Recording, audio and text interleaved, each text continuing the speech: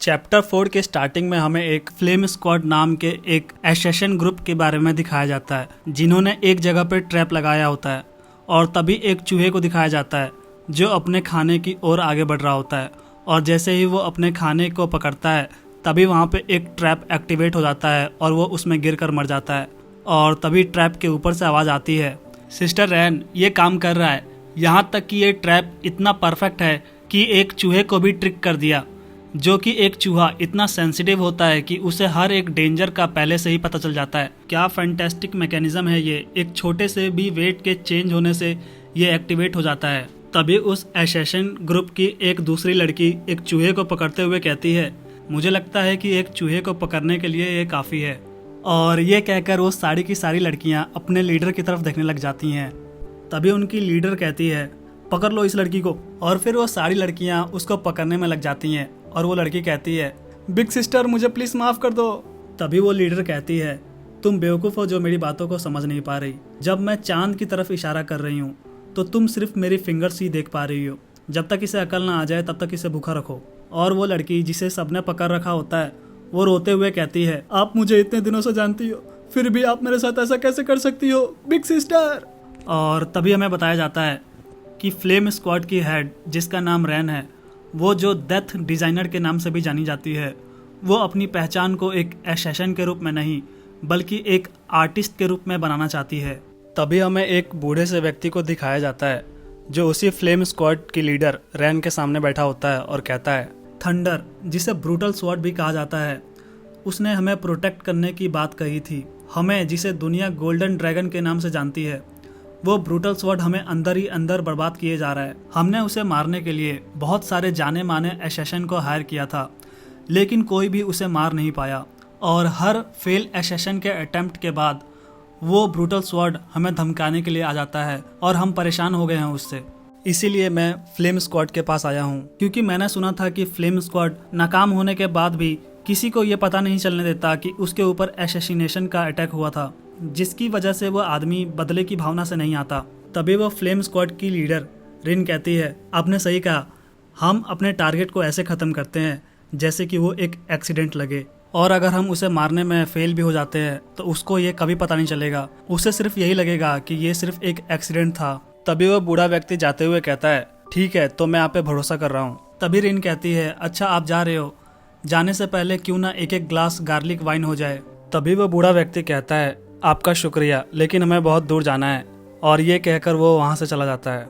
और तभी इसके बाद हमें रिन को दिखाया जाता है जो कि बहुत ही ज़्यादा गुस्से में होती है और कहती है, क्या कहा उसने, हम फेल हो जाएंगे, ये उसकी कहने की हिम्मत भी कैसे हुई, मैं उसे दिखाऊंगी क्या होता है जब कोई मेरी बेइज्जती करता है।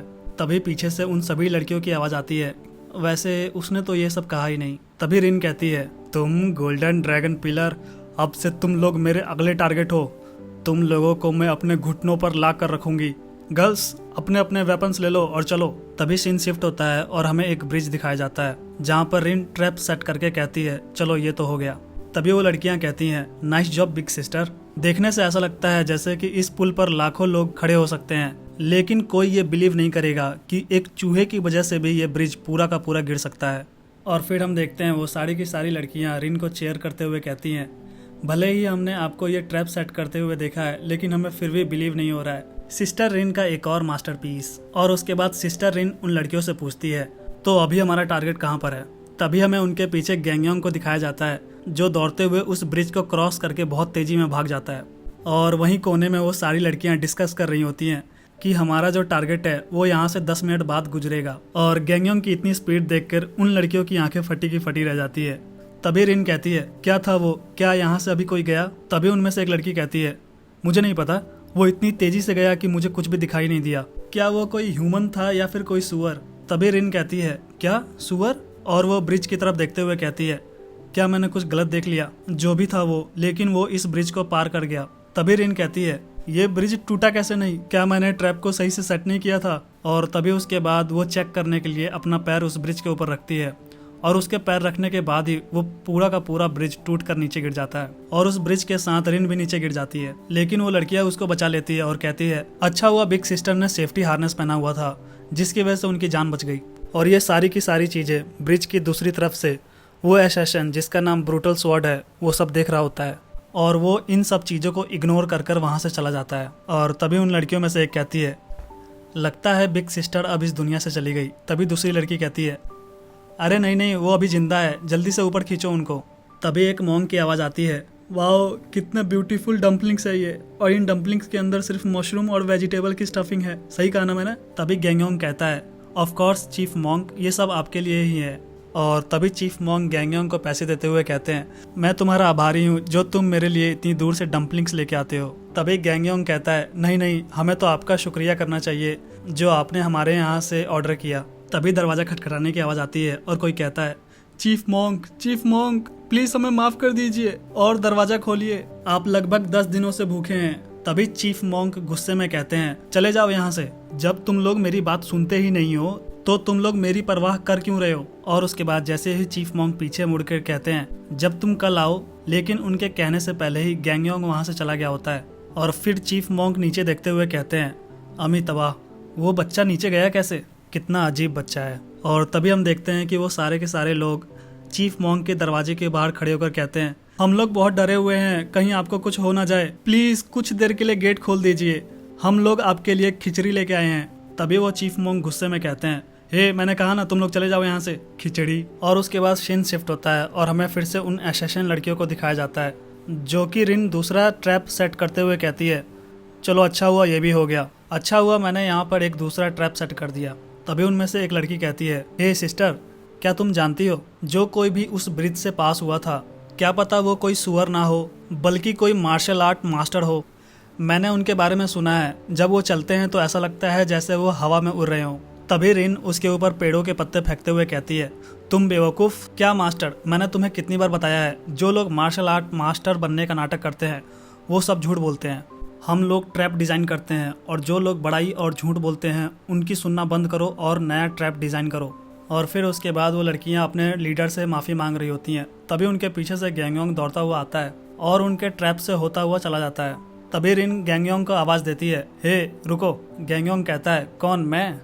रिन कहती है, हाँ तुम इधर आओ। और गैंगयोंग दौड़ता हुआ आता है और कहता है, हाँ बोलो क्या हुआ। और तभी रिन अपने ट्रैप पर पत्थर फेंकते हुए कहती है, ये फिर से नहीं हो सकता। और जैसे ही वो पत्थर उस ट्रैप पे जाता है वो ट्रैप एक्टिवेट हो जाता है और उस ट्रैप में जो भी आता उसका पापड़ बन जाता। और फिर रिन गैंगयोंग को पकड़ते हुए कहती है, तुमने देखा ना ये, जब तुम उस ट्रैप के ऊपर से दौड़ कर आए तो तुम्हारे साथ ये होना चाहिए था और तुम वहीं पे मर जाते। और तभी गैंगयोंग हंसते हुए कहता है, हाँ लेकिन मुझे पता नहीं था कि ये सब क्या है, लेकिन जो भी था अच्छा था। तभी रिन गैंगयोंग का कॉलर पकड़ते हुए कहती है, आखिर तुम हो कौन, और इससे पहले तुम ही थे ना, तुमने मेरे ट्रैप को तोड़ा क्यों? मैंने वो सब ब्रूटल स्वॉर्ड को पकड़ने के लिए लगाई थी, तुम उसको कैसे जानते हो? तुम्हें पता भी है इसको बनाने में कितना पैसा खर्च होता है? तभी गैंगयोंग कहता है, अरे मैं तो बस देख रहा था। तभी हम देखते हैं कि रिन के पीछे से वही ब्रूटल स्वॉर्ड आ जाता है और कहता है, मैंने तुम्हें उस टूटे हुए ब्रिज के पास देखा था, मुझे लगता है कि वो सब मेरे लिए एक ट्रैप था। तभी उस ब्रूटल स्वॉर्ड को देखकर वहाँ पे जितनी भी लड़कियाँ थी वो सब गैंगयोंग को छोड़कर भाग जाती हैं। तभी ब्रूटल स्वॉर्ड कहता है, किसने कहा कि मैं तुम सबको जाने दूंगा? और ये कहकर वो गैंगयोंग पे हमला कर देता है, लेकिन गैंगयोंग उसके अटैक को डॉज कर लेता है। और गैंगयोंग कहता है, तुम्हें कोई गलतफहमी हो गई है। और तभी वो ब्रूटल स्वॉर्ड कहता है, तुमने मेरे अटैक को डॉज कर लिया, लगता है इस बार गोल्डन ड्रैगन पिलर ने मेरे लिए एक वर्दी अपोनेंट लेके आए हैं। और ये कहकर वो गैंगयोंग पर हमला कर देता है, लेकिन गैंगयोंग उसके हर एक हमले को डॉज कर रहा होता है और कहता है, अरे अरे सुनो तो मेरी बात, मैं तो यहाँ से सिर्फ जा रहा था। और तभी वो ब्रूटल स्वॉर्ड कहता है, मरो अब तुम। और तभी गैंगयोंग उसके तलवार को तोड़ते हुए उसके मुंह पे एक पंच मारता है और कहता है, मैंने कहा ना मैं यहाँ से जा रहा था। और फिर हमें उस ब्रूटल स्वॉर्ड को दिखाया जाता है जो गैंगयोंग का एक पंच खाकर आसमान में कहीं गायब हो जाता है। और फिर गैंगयोंग होश में आते हुए कहता है, अरे अरे ये क्या हो गया, अच्छा हुआ किसी ने नहीं देखा। और तभी उन झाड़ियों में से उन लड़कियों को दिखाया जाता है जो कहती है, हम सब ने तो देख लिया, हे बिग सिस्टर, मैंने कहा था ना वो एक मार्शल मास्टर है। और तभी उनकी लीडर को दिखाया जाता है जो कहती है, हे गर्ल्स, अब मैं क्या करूं, क्योंकि उसे गैंगयोंग से प्यार हो गया होता है। तभी सीन शिफ्ट होता है उसी रेस्टोरेंट में जहां येरिन गैंगयोंग को डम्पलिंग्स खाते हुए देख रही होती है और उसके बाद दोनों हंसने लगते हैं और ये सब दूर से वो लीडर देख रही होती है। और तभी पीछे से वो लड़कियां कहती है, अच्छा उसके पास एक गर्लफ्रेंड है, बेचारी बिग सिस्टर। तभी उनकी लीडर गुस्से में कहती है, इस मोटे ने पहले मेरे साथ फ्लर्ट किया, उसके बाद ये दूसरी लड़कियों के साथ फ्लर्ट कर रहा है, इसीलिए हमें इन आदमियों को हमेशा भूखा ही रखना चाहिए। तुम सिर्फ वेट करो पिग, मैं तुम्हारे लिए एक ऐसा ट्रैप डिजाइन करूंगी जिससे तुम क्या भूत भी डरेंगे। तभी वो लड़कियां कहती हैं, चलो चलते हैं, हमें अपने लिटिल सिस्टर को खाना भी देना है जिसे हम बांध कर आ गए थे।